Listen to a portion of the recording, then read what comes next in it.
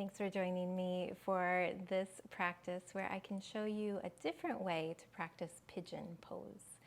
So pigeon pose is a wonderful way to release tension and bring more balance to flexibility in your hips, your hamstrings, and just this whole area through here that if we're imbalanced or we have tightness, it can negatively impact your back, your ankles, and your knees, as well as the hips. So regular pigeon pose in yoga can be very straining for your knee joint and for your SI joint, this lower back pelvic area. So one way that we practice in yoga commonly is called reclined pigeon, where we lay on our back and we bring one knee up, rotate the knee out, and then with the strength of our core, we press down and float the knee up and draw the knee to the chest. So this is a very safe way to bring flexibility here to the outer hip, the hamstring area. However, we're really working hard with our arms.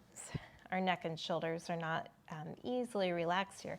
Whereas if we use the wall to support ourselves, it can be a restorative pose and also deeply relaxing and easy to hold for several minutes at a time.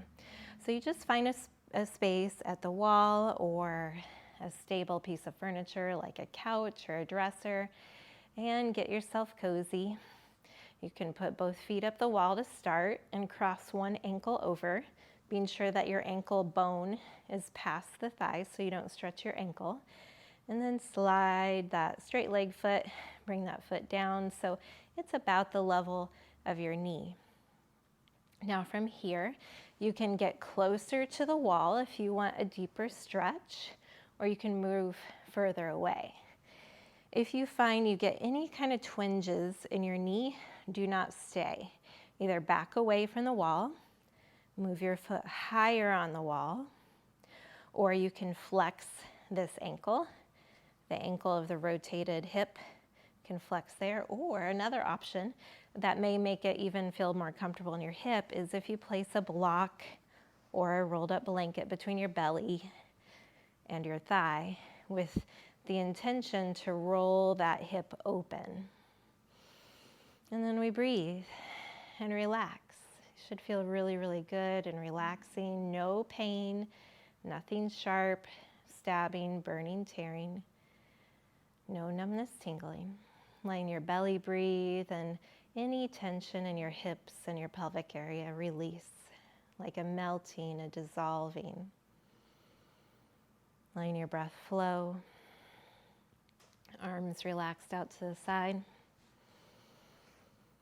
And I do recommend people use a timer when they do this practice. If you have more tension on one side than the other, sometimes it's helpful to do a little myofascial release or soft tissue release for that area where you have more tension, maybe in your glutes or your hamstrings beforehand, especially like if you have more tension on one side, spend more time targeting the tissues there, maybe like a foam roller, one of those massage guns, or even getting your hands in there and doing some kneading, like you're kneading some bread dough. If you have pinching in the front of your hips as you move in and out of that hip opener pose, try to engage your core first, kind of really hollow the low belly and see if that helps you move in and out of that pose with more ease.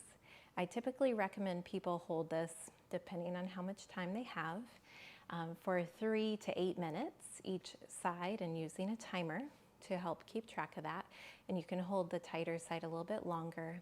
And over time, that will help to bring more balance with just the flexibility and the ease of tension in the hips. Of course, you have to address the reason why you're having that imbalance, and sometimes you need further strengthening, but that's for another video.